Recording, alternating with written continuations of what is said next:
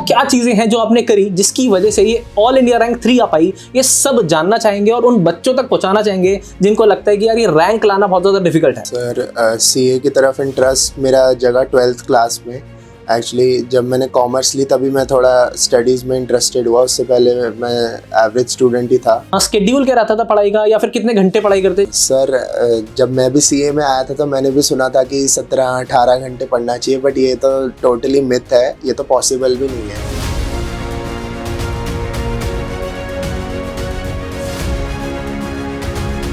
Welcome to the fresh episode of Grooming Education Academy. Hello, I am Yash Bansal, faculty at Grooming Education Academy. Hello everyone, my name is Nishant Katoj, faculty at Grooming Education Academy. So yes sir, क्या आप जानते हैं कि आज के हमारे इस fresh episode में हमारे गेस्ट कौन रहने वाले हैं? हाँ जी सर, मैं जानता हूं। आज हम उस बच्चे की बात करने वाले हैं जो सुबह उठ के पानी से कम और मोटिवेशन से ज्यादा नहाता था, जिसने अपनी कठिनाइयों से ज्यादा अपने लक्ष्य की प्राप्ति पे ध्यान दिया और जिसने कंसिस्टेंसी को अपनी लाइफ का पार्ट बनाया।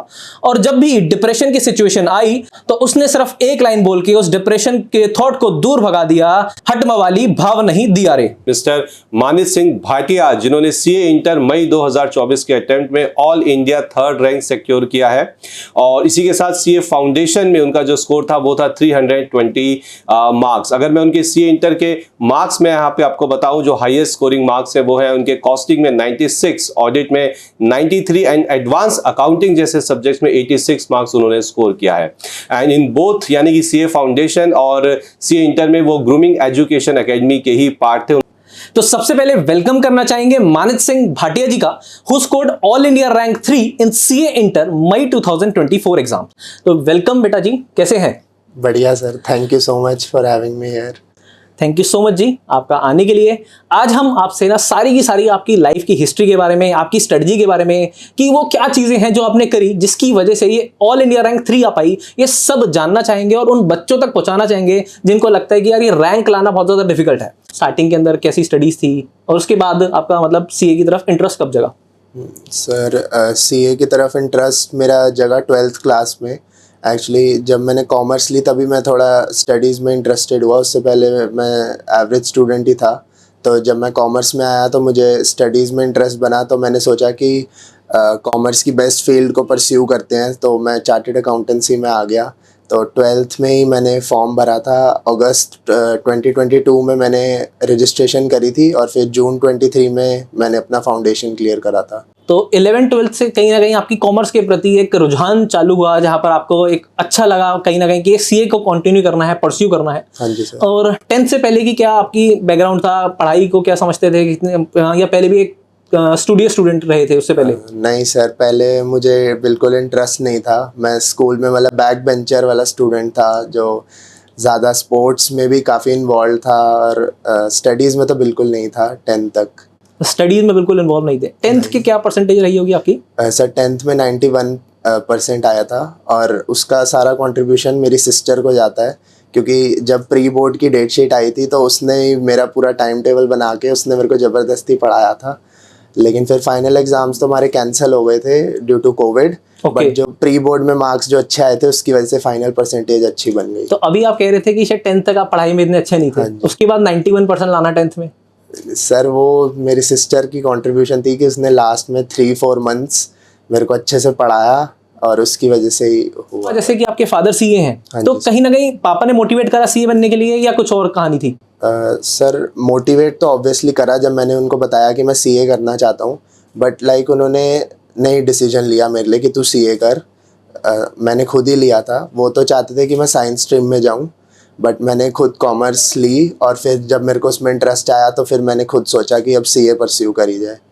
तो सोचने वाली बात है कि जहाँ पर फादर जो खुद सीए हैं, उनको पता है कि क्या सीए की वैल्यू है, वो चाहते थे कि मेरा बच्चा शायद और भी ज़्यादा आगे बढ़ सकता है, वो साइंस में जाना चाहिए, बट आपको लगा कि नहीं, मेरे लिए CA is the better profession. हाँ जी। तो कहीं ना कहीं यहाँ पर हमें एक चीज़ सीखने को मिलती है जो और बच्चों को भी सीखनी चाहिए, कि आपको जो पसंद है ना, आपको लगता है कि यार मेरे को इस फील्ड में जाना चाहिए, अगर आपने खुद से डिसाइड करा है तो आपके लिए सारी की सारी राहें आसान हो सकती हैं। हाँ जी।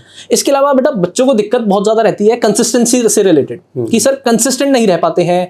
ये 9-10 महीने आपके सीए इंटर की स्टडीज़ हैं, इसको कंसिस्टेंट कैसे रखा जाए? सर कंसिस्टेंसी की जो नंबर 1 ट्रिक है जो मेरे लिए काम करी वो था कि स्टडीज़ में इंटरेस्ट बनाना। जब आप किसी काम को इंजॉय करते हो तो आप ऑब्वियसली उसको बार बार करोगे। तो मैंने अपनी प्रायोरिटी सेट हो गई थी कि अब मुझे पढ़ाई में ही मज़ा आता है, तो मैं पढ़ाई में ही कुछ अच्छा करना चाहता हूँ। तो वो इंटरेस्ट से ही डेडिकेशन भी बनती थी, उसी से कंसिस्टेंसी भी बनती थी। इंटरेस्ट से ही डेडिकेशन बनती थी कि basically consistency is a myth. आपका मानना है कि आप उसे पैशन बना लीजिए, हाँ जी। तो उसके बाद कहीं ना कहीं वो कंसिस्टेंट अपने आप हो जाएगा। आपको उसके लिए सोचना नहीं पड़ेगा कि यार मेरे को पढ़ना है नहीं पढ़ना है, पैशन बना लीजिए, उसको एंजॉय करो।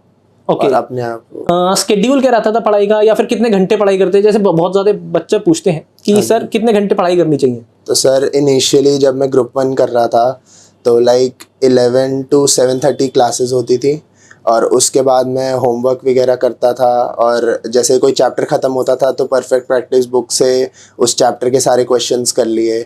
फिर जब ग्रुप 2 स्टार्ट हुआ तो मैंने फिर क्लासेस का टाइम बढ़ गया। सुबह 8 o'clock से शुरू होती थी और शाम को 7:30 तक चलती थी।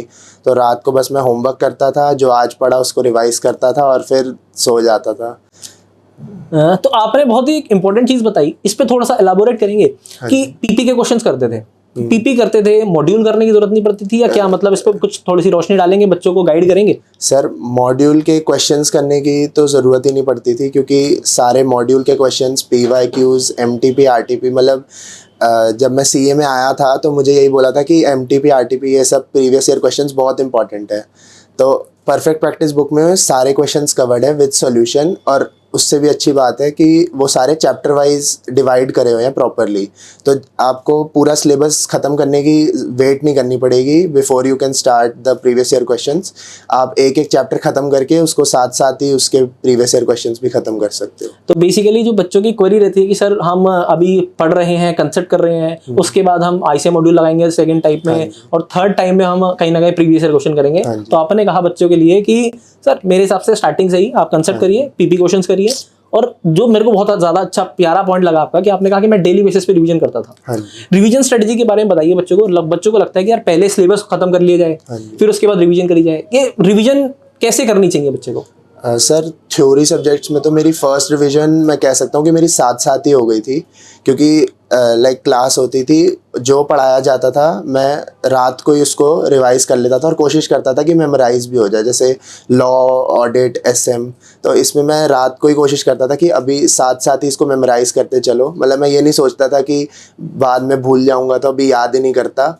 मेरे को पता था कि अभी याद करूँगा तो नेक्स्ट रिवीजन में और फिर उसको इम्प्रूव कर सकता हूँ। ओके। तो जो बच्चों के कहीं ना कहीं क्वेरी रहती है कि सर थ्योरी सब्जेक्ट है, याद नहीं रहेगा, मैं बाद में कर लेता हूँ, तो उसके लिए आपने कहा कि मैं स्टार्टिंग से जब पढ़ रहा था तो साथ साथ उसे रिवाइज करता रहता था ताकि बाद में एक लोड ना रहे। हाँ जी। थ्योरी पसंद था आपको सब्जेक्ट? यस सर, थ्योरी में मैं कह सकता हूँ कि लाइक फाउंडेशन तक मुझे प्रैक्टिकल सब्जेक्ट्स ज़्यादा अच्छे लगते थे, बट इंटर में आके मुझे थोड़ा थ्योरी की तरफ ज़्यादा मेरी प्रेफरेंस बन गई, क्योंकि लॉ, ऑडिट, SM ये सारे सब्जेक्ट्स काफ़ी इंजॉय करता था मैं। और थ्योरी के लिए एक चीज़ मैं क्या फॉलो करता था कि मैं वॉक करके पढ़ता था, मैं बैठ के नहीं पढ़ता था, तो उससे नींद भी नहीं आती थी और मतलब इंटरेस्ट भी बना रहता था। तो मतलब मेरे दिन के अराउंड 20,000 स्टेप्स होते थे, मैं काउंट कर वो उस पर वॉच में मैं देखता था। तो जब मैं थ्योरी पढ़ता था पूरा दिन मेरे दिन के 20,000 स्टेप्स हो जाते थे। तो एक नई चीज़ सीखने को मिल रही है बच्चों आपको भी कि आपकी फिजिकल एक्टिविटी भी हो रही है और मेंटल एक्टिविटी भी हो रही है। और गांधी जी भी कहते थे कि अगर आप कुछ पढ़ रहे हैं, याद करना चाहते हैं, या तो उसे लिख के करिए, और या फिर ना आप कंटिन्यू चलिए। चलते हुए अगर आप पढ़ेंगे चीज़ों को तो आपके कहीं ना कहीं दिमाग में एक जाके सेट हो जाती है। तो बहुत ज़्यादा अच्छा पॉइंट थ्योरी के लिए जिन भी बच्चों को दिक्कत आती है तो उनको आप क्या गाइड करेंगे? कुछ लोगों के लिए राइटिंग काम करती है, पर्सनली मेरे को रीड करने से ज़्यादा बेटर रहता था। तो मैं यही रेकमेंड करूँगा, अगर आपके लिए राइटिंग बेटर है तो आप राइटिंग प्रैक्टिस करो। अगर आपके लिए लाइक जो मेरे लिए बेटर था वॉकिंग का तो आप वो ट्राई करो। तो थ्योरी सब्जेक्ट्स के लिए परफेक्ट प्रैक्टिस के क्वेश्चंस हेल्प करें आपके? हाँ जी सर। कैसे? सर थ्योरी के एक्चुअली मैं क्वेश्चंस लिख के भी नहीं करता था, मैं पीपी को बस रीड करता रहता था बार बार। तो लास्ट तक तो ऐसे हो गया था जी कि जैसे मैं ऑडिट की फाइनल रिवीजन कर रहा था तो मैंने उसके लिए पीपी बुक खोली, तो मतलब वो क्वेश्चन की एक लाइन पढ़ के मुझे आंसर याद आ जाता था कि इसमें ये लिखा हुआ था। बिल्कुल एक चीज़ याद हो गई। हाँ जी। पीपी के क्वेश्चंस करने में एक चैप्टर के आपको कितना टाइम लगता था? सर थ्योरी में तो मतलब 1 से 1.5 घंटा ही लगता था, क्योंकि थ्योरी में मैं सिर्फ रीड थ्रू करता था, मैं रिटन प्रैक्टिस पीपी की नहीं करता था थ्योरी सब्जेक्ट्स के लिए। उसके लिए मैं जो प्रेजेंटेशन थी वो मैंने मॉक टेस्ट में फोकस करा था थ्योरी सब्जेक्ट्स की प्रेजेंटेशन के लिए। ओके तो अभी तक अगर मैं बात समझूं तो कहीं ना कहीं थ्योरी सब्जेक्ट के अंदर जो बच्चों को डर रहता है उसके अंदर आपने कहा कि मैं स्टार्टिंग से ही उसे पढ़ना चालू करा, ऐसा नहीं वेट करा कि मैं बाद में पढ़ूंगा। इसके अलावा उसको बहुत ज़्यादा लिखने से ज़्यादा आपने कहीं ना कहीं फोकस करा कि आप चलते चलते उसे वहाँ पर ट्राई करें और उसे पढ़ें और याद करें। हाँ जी। बट बच्चों के ऊपर डिपेंड करेगा कि उनको इसे लिख के करना है या वैसे करना है। हमारी जो फर्स्ट प्रेफरेंस रहती है वो वैसे वो रहती है कि आप लिख के ज़्यादा करिए थ्योरी सब्जेक्ट, बट ये कि आप स्टार्टिंग से करिए, उसके अंदर कहीं ना कहीं आपने उसके प्रति जागरूक रहिए, ऐसा मत करिए कि एंड में करना है। बिल्कुल सही है जी। कंसिस्टेंसी के लिए भाई ने बहुत ही अच्छी बात कही कि consistency sir it's just a myth, और अगर आप उसे पैशन बना लेंगे तो कंसिस्टेंसी की बात ही नहीं आएगी, फिर आपको सोचना ही नहीं पड़ेगा कि यार पढ़ना है कि नहीं पढ़ना है। जैसे रोज नहाना है तो नहाना ही है ना, खाना है तो खाना ही है ना, उसके अंदर सोचना थोड़ा पड़ता है कि यार एक टाइम खा लिया एक टाइम नहीं खाऊंगा, या उसके लिए आपको कुछ एफर्ट थोड़ा करने पड़ रहे हैं।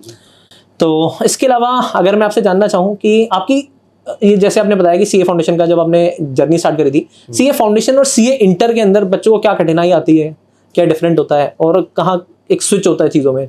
सर सीए फाउंडेशन की जर्नी मेरी तो मतलब छोटी थी, क्योंकि मैंने 12th के बिल्कुल बाद ही एग्ज़ाम्स दिए थे। 2.5 मंथ्स में ही प्रिपरेशन करके मैंने एग्ज़ाम्स दिए थे। बट आई थिंक जो दिक्कत आती है वो वही है कि लोग उतने इंटरेस्ट से, आई थिंक उनका उतना इंटरेस्ट नहीं होता, तो वो कंसिस्टेंसी भी नहीं डेवलप कर पाते। और बाकी डिफरेंस तो बहुत है, क्योंकि सीए इंटर में जो आप सब्जेक्ट्स पढ़ते हो वो आपको प्रैक्टिकल लाइफ के लिए तैयार करते हैं। सारे सब्जेक्ट्स ही रेलेवेंट हैं, और अब तो उन्होंने 8 से 6 कर दिए सब्जेक्ट्स, तो अब सारा कोर्स मतलब मेरे को कुछ भी ऐसा नहीं लग रहा था कि ये हमें क्यों पढ़ाया जा रहा है, सब कुछ रेलेवेंट ही लग रहा था कोर्स में जो भी था। यार ये वाली बात में तुम कह के ना दिल जीत लेते हो मेरा। जैसे अभी तुमने बताया कि पैशन, उसके बाद ये है कि आप उसे ना प्रैक्टिकल लाइफ से कहीं ना कहीं उसे कनेक्ट कर पा रहे थे। हाँ जी। जो बहुत अच्छी बात है। तो आपको बोरिंगनेस होगी नहीं, कंसिस्टेंसी वाली पॉइंट आएगा नहीं। हाँ जी सर। प्रोक्रास्टिनेशन कहीं आपके साथ आती थी कि यार आज नहीं कल करेंगे, कल नहीं परसों करेंगे? सर थोड़ा बहुत तो होता ही है, वो तो ह्यूमन नेचर है, पूरी तरह से एलिमिनेट नहीं कर सकते। जैसे रात को सब क्लासेस करके मैं थोड़ा थक जाता था, तो कभी कभी हो भी जाता था, बट मोस्टली मैं कोशिश करता था कि जो मैंने गोल बनाया हुआ है डे का वो मैं कंप्लीट करके ही सोऊं। तो बच्चे पूछते हैं कि सर कितने घंटे पढ़ना चाहिए, आपका क्या मानना है, आपको कितने घंटे पढ़ना चाहिए बच्चे को?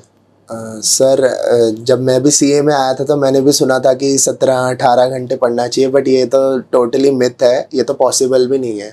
सो आई थिंक बच्चे आवर्स के पीछे जाते हैं, बट आवर्स की जगह गोल्स बनाने चाहिए और दिन में वो गोल्स कंप्लीट करने चाहिए। जैसे मैं भी रात को डिसाइड कर लेता था कि कल मुझे ये सब करना है, और फिर वो मैं कंप्लीट करके सोता था। कभी नहीं भी होता था तो फिर मैं उसको नेक्स्ट डे में डाल देता था, और फिर नेक्स्ट डे के गोल्स में थोड़े बढ़ा देता था कि आज मैंने थोड़ा अंडर परफॉर्म करा है तो कल मैं कोप अप कर लूँगा। तो आवर्स के पीछे नहीं भागना चाहिए, गोल्स पे फोकस करना चाहिए।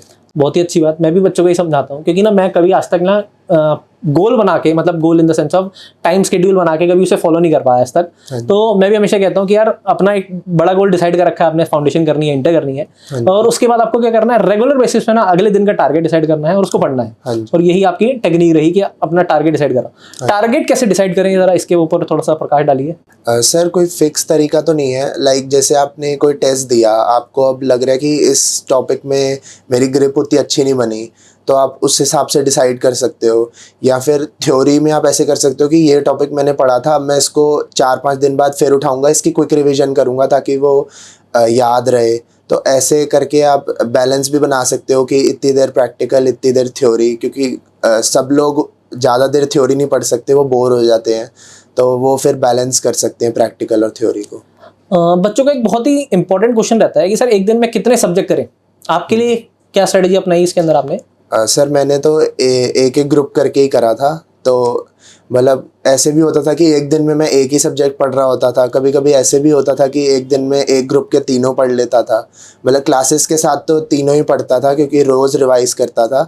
जब सेल्फ स्टडी फेज़ आया तो कभी कभी ऐसे भी होता था कि एक दिन में एक ही सब्जेक्ट पढ़ रहा हूँ या एक दिन में 2 पढ़ रहा हूँ, तो वो डिपेंड करता है। बच्चों के लिए क्या आपको लगता है कि क्या गाइड करना चाहिए कि एक सब्जेक्ट 2 सब्जेक्ट, वैसे हम हमेशा कहते हैं कि 2 सब्जेक्ट करने चाहिए? हाँ जी सर, सिलेबस कंप्लीशन के लिए 2 सब्जेक्ट भी उठा सकते हैं या फिर एक ग्रुप पूरा भी साथ में उठा सकते हैं, क्योंकि अब तो 3 सब्जेक्ट्स ही रह गए हैं एक ग्रुप में। तो आप वो अपने हिसाब से डिसाइड कर सकते हैं। अगर आप 3 सब्जेक्ट पे एक टाइम पे फोकस कर सकते हैं तो एक ग्रुप पूरा आप उठा सकते हैं साथ में। आपका सिलेबस कब खत्म हुआ था बेटा इंटर का? सर मेरा सिलेबस ख़त्म हुआ था मार्च के फर्स्ट वीक में। सिलेबस मार्च के फर्स्ट वीक में खत्म हो गया हाँ था। जी, और मई में एग्जाम्स थे। मई में एग्जाम्स थे। हाँ जी। तो उसके बाद आपने क्या स्ट्रेटजी अपनाई, किस तरीके से रिवीजन और ये सारी सर चीजें करी? मार्च का जो रिमेनिंग था उसमें मैंने फिर से जो मतलब टॉपिक्स वीक थे वो रिवाइज करे। थ्योरी तो ऑब्वियसली फिर से रिवाइज करनी पड़ती है। और अप्रैल में मतलब मेरा डिसाइडेड था कि मुझे मॉक टेस्ट स्टार्ट करने हैं, और उन मॉक टेस्ट के लिए मैं ऐसे ही पढ़ रहा था जैसे वही फाइनल एग्ज़ाम्स है। तो मैंने मार्च पूरा बस इसी में दिया कि मैं मॉक टेस्ट की प्रिपरेशन करूं। बेसिकली मॉक टेस्ट को आपने बिल्कुल फाइनल एग्जाम्स की तरह दिया कि यही फाइनल एग्जाम्स है। हाँ जी। तो कहीं ना कहीं कॉन्फिडेंस बिल्ड हुआ। हाँ जी। आपको क्या लगता है टेस्ट सीरीज का आपकी इस AIR के अंदर क्या इंपॉर्टेंस रही होगी? सर टेस्ट तो बहुत इम्पोर्टेंट है, चाहे CA एग्ज़ाम हो कोई और भी एग्ज़ाम हो, तो टेस्ट बहुत इम्पोर्टेंट है। खुद को इवैल्यूएट करना और कहाँ पे आप गलत हो, कहाँ पे आप वीक हो किस टॉपिक में, वो बहुत ज़रूरी है। तो टेस्ट सीरीज़ का तो ऑब्वियसली कंट्रीब्यूशन बहुत ज़्यादा है। टेस्ट सीरीज का बहुत ज्यादा। आप जैसे कोर्स के अंदर चैप्टर वाइज टेस्ट हैं, फुल कोर्स टेस्ट हैं, हाँ जी। तो आपने कैसे मतलब चैप्टर वाइज टेस्ट को पहले लिया फिर फुल कोर्स को लिया, या डायरेक्ट फुल कोर्स पे गए थे आप? सर सिलेबस जब मैं कंप्लीट कर रहा था तो वैसे ही था कि जैसे एक चैप्टर ख़त्म होता था फिर मैं उसके क्वेश्चंस करता था परफेक्ट प्रैक्टिस बुक से, फिर साथ ही मैं चैप्टर वाइज टेस्ट भी दे देता था। फिर अप्रैल में ही जाके मैंने फुल सिलेबस वाले देने शुरू करे थे। उसके अंदर जो चेकिंग फैसिलिटी होती थी, जो फैकल्टी आपको चेक करके देती हाँ थी, जी, वो कितनी बेनिफिशियल रही? सर वो अच्छी थी। लाइक 3-4 डेज में आ भी जाता था, ईमेल आ जाती थी कि your paper has been checked, और उसमें मतलब डिटेल्ड क्यों मार्क्स कटे हैं और क्या इम्प्रूवमेंट है वो सब लिखा होता था।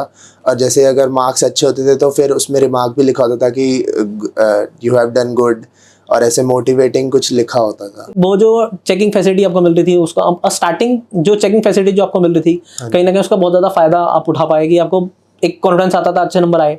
नहीं आए तो पता लगता था यार ये वाला चैप्टर वीक है। हाँ जी सर। तो और ये साइड बाय साइड हो रहा था, ऐसा नहीं हो रहा था कि आपने वेट करा कि मेरा कोर्स खत्म हो जाए उसके बाद मैं टेस्ट दूंगा। नहीं सर। तो बेटा बार बार हम बच्चों को आपको कहते हैं, आपको समझने की जरूरत है कि ना जो हम कहते हैं देखो वही है, बच्चा आपको सेम वही चीज कह रहा है, बट अब शायद उसकी रिलेवेंसी ज्यादा है। ये ऑल इंडिया रैंक आई है भाई, है ना, टीचर की क्या कीमत है।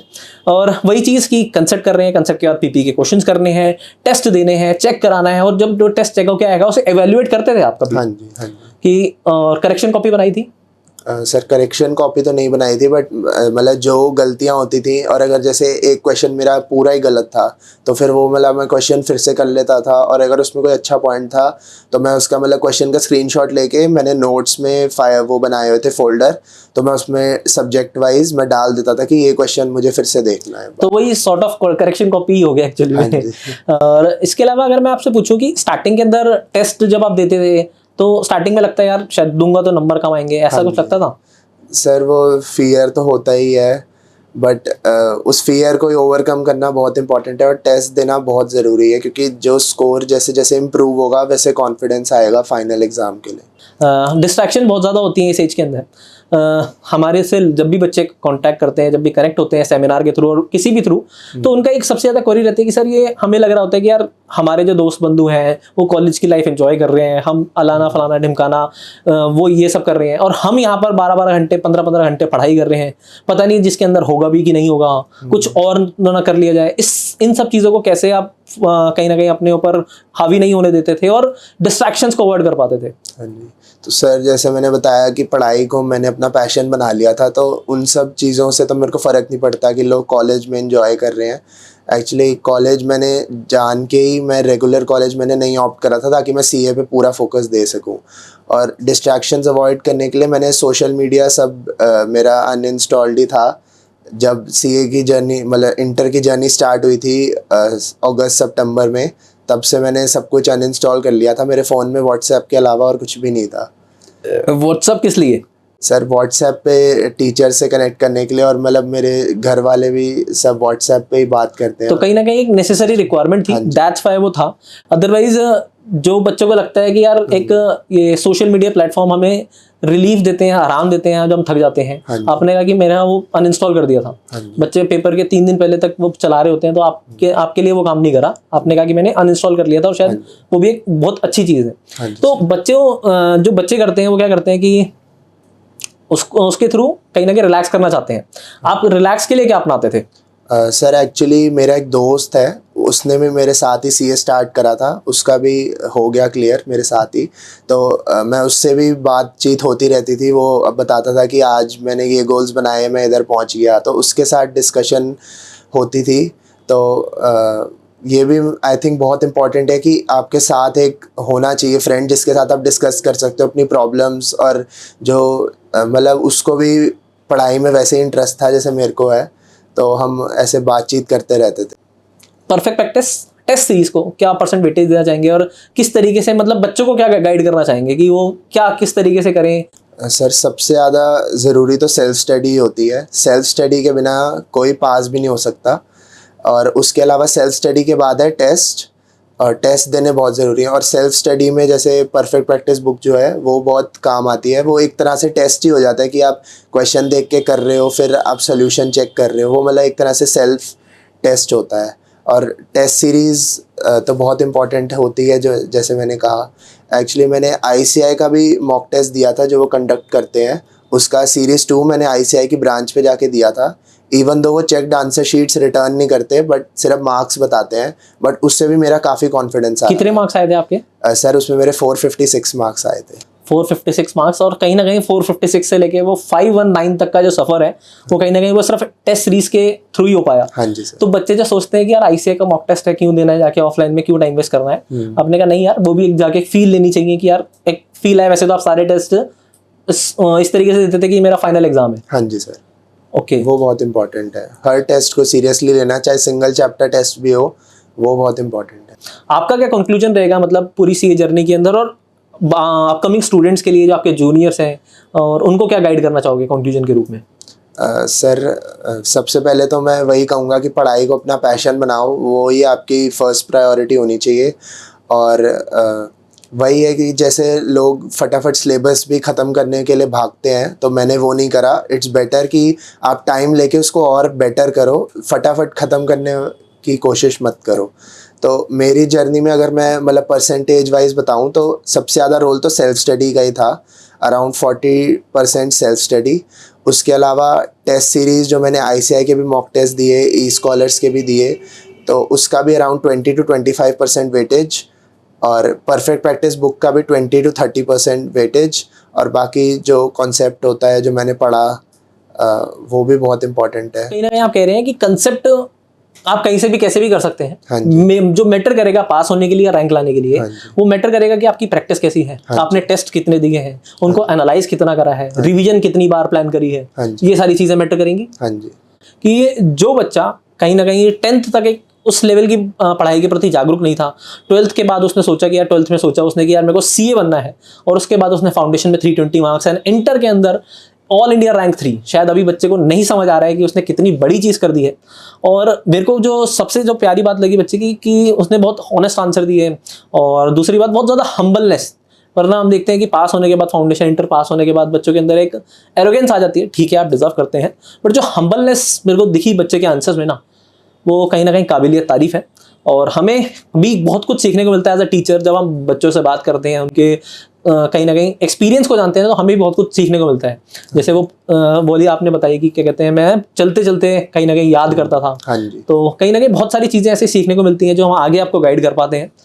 तो बेटा एक चीज़ और जानना चाहूँगा मैं आपसे कि स्पिरिचुअलिटी का आपके लाइफ में क्या इंपॉर्टेंस है, और कहीं ना कहीं जो स्पिरिचुअलिटी अगर है तो कहीं ना कहीं वो कहाँ से स्टार्ट हुई आपकी लाइफ में? सर एक्चुअली मैंने 12th क्लास में मैंने अपने शेड्यूल में ये बनाया था कि मैं रोज़ 15 to 20 मिनट्स गुरुद्वारे ज़रूर जाता था। ओके। तो 12th से ही मेरा थोड़ा स्टार्ट हुआ, मैं रिलीजियस हो गया, और उसके बाद से मैंने नोटिस करा है कि मतलब मेरी लाइफ में काफ़ी इम्प्रूवमेंट्स आई हैं, और वो मैं अभी भी जाता हूँ रोज़ गुरुद्वारे 15 to 20 मिनट्स में ज़रूर जाता हूँ।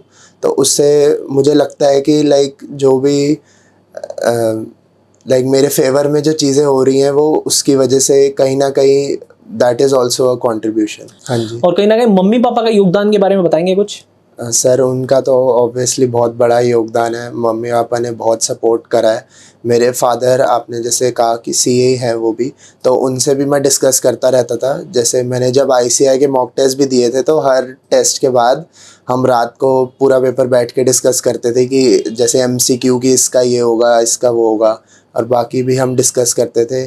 और मम्मी भी जैसे मुझे पूछती रहती कि तेरे को कोई टेंशन तो नहीं है, और बाकी पूरा सपोर्ट करती थी। कोई भी काम होता था तो वो मतलब कर देती थी ताकि मैं पढ़ाई पे फोकस कर सकता हूँ। मैं कॉन्ग्रेचुलेट करना चाहूंगा मानित जी को सबसे पहले तो इतनी बड़ी अचीवमेंट के लिए। अभी शायद बच्चे को नहीं समझ आ रहा है ये कितनी बड़ी अचीवमेंट है, पर शायद आगे जाके पता लगेगा। लाखों बच्चों के अंदर ऑल इंडिया रैंक 3 आना मजाक नहीं है बिल्कुल भी। तो मानित जी की इतनी एक्सेप्शनल परफॉर्मेंस के लिए हम बहुत बहुत धन्यवाद करते हैं मानित जी का। और साथ ही साथ हम कहीं ना कहीं उनका ये जो मोटिवेशन है, ये जो कंसिस्टेंसी है, लगातार बनी रहे, इसी वजह से एक छोटा सा scholarship amount grooming education academy team देना चाहता है मानित सिंह जी को। चलिए तो हम स्टार्ट करते हैं मनित के साथ अपना रैपिड फायर राउंड। तो सबसे पहला जो सवाल है वो है अर्ली मॉर्निंग स्केड्यूल या लेट नाइट स्केड्यूल। पढ़ाई की बात कर रहा हूँ यहाँ पे मैं। Sir late night. कार्टून या National Geographic channels. Sir cartoon. Shoes या सैंडल्स। Sir shoes. वेनिला या chocolate. Sir chocolate. Hindi songs और इंग्लिश सॉन्ग्स। Sir English. तो आइसक्रीम या गुलाब जामुन। Sir ice cream. शिमला या आपका जयपुर यानी कि Rajasthan.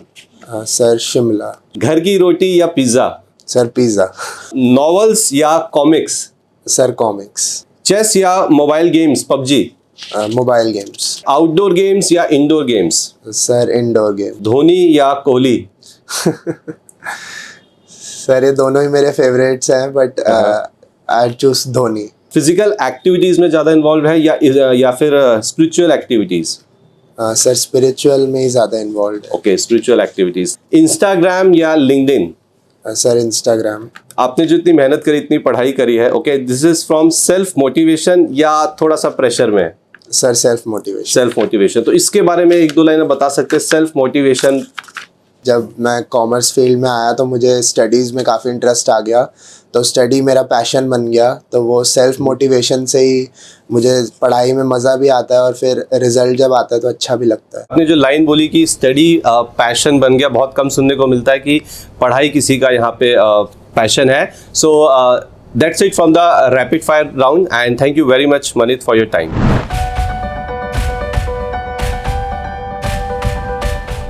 Lot of hard work and effort was made by Manit. हमने इसको जब इनिशियली इसने बोला कि I want to do chartered accountancy, then I told him that it is not an easy task, it requires lot of hard work. तेरे को कम से कम 10 से 12 घंटे पढ़ना पड़ेगा।